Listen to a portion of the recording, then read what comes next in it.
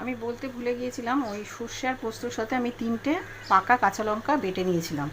এবার দেখো এই লাউ পাতাগুলোর মধ্যে আমি এরকমভাবে আলু আর মোরলা মাছ দিয়ে দিলাম, দিয়ে এটাকে আমি সুন্দরভাবে মোড়াবো।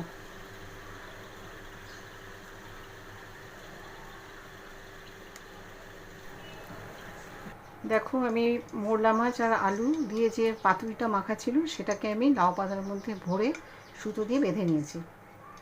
এবার কড়াইয়ে তেল দিয়ে দিয়েছি, তেলটা গরম হতে দিয়েছি, একটু তেলটা বেশি পরিমাণে দেবে।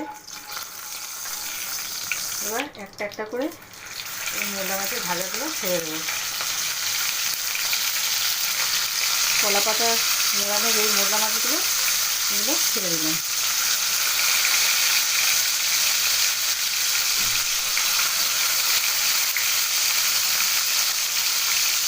এটা খুব মুখরোচক খাবার, তোমরা বাড়িতে অবশ্যই করে বানিয়ে খেয়ে আমাকে জানাবে।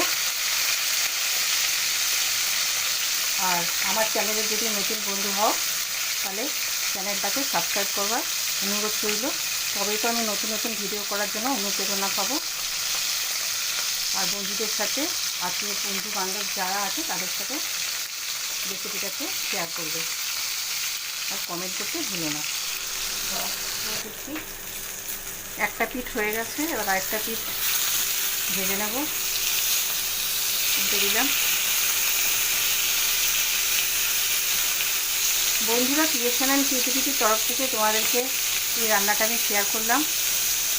বাড়িতে এই রান্নাটা তোমরা একবার করে দেখো। গরম ভাতের সাথে এই মোরলা মাছের পাতুরিটা ভীষণ ভালো খেতে হবে। তোমরা বাড়িতে একবার ট্রাই করো। বিশ্বাস করো বন্ধুরা, তোমরা এটা দিয়ে মোটামুটি ভাতটা খেয়ে উঠতে পারবে। এবার এক পিঠ ভাজা হয়ে গেছে, এবার এই পিঠটা ভাজা হয়ে গেলে তারপরে আমি এটাকে সার্ভিং বলে সার্ভ করব। এবার আমি ঢাকনাটা খুলবো, খুলে দেখবো হ্যাঁ এই পিঠটাও হয়ে গেছে। এবার আমি একটা সার্ভিং বলে এটাকে সার্ভ করে নেব। বন্ধুরা দেখো, এই যে লাউ পাতাটা, এই লাউ পাতাটা তোমাদের ফেলতে হবে না, এই লাউ পাতাটাও খেয়ে নিতে পারবে। গরম ভাতের মধ্যে মেখে লাউ পাতাটাও খেয়ে নিতে পারবে।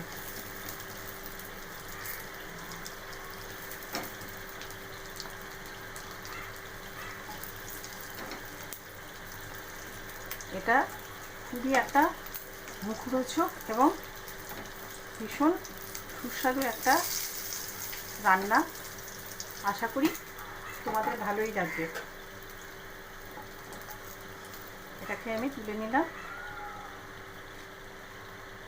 এই ছিল আজকে আমার ভিডিওটা। যদি তোমাদের ভালো লেগে থাকে তাহলে অতি অবশ্যই আমাদের ক্রিয়েশন অ্যান্ড ক্রিয়েটিভিটির চ্যানেলটাকে সাবস্ক্রাইব করো এবং বন্ধুদের সাথে শেয়ার করো, লাইক করো। ততক্ষণ পর্যন্ত ভালো থেকো, যতক্ষণ পর্যন্ত না আমি নতুন ভিডিও নিয়ে আসছি। ধন্যবাদ।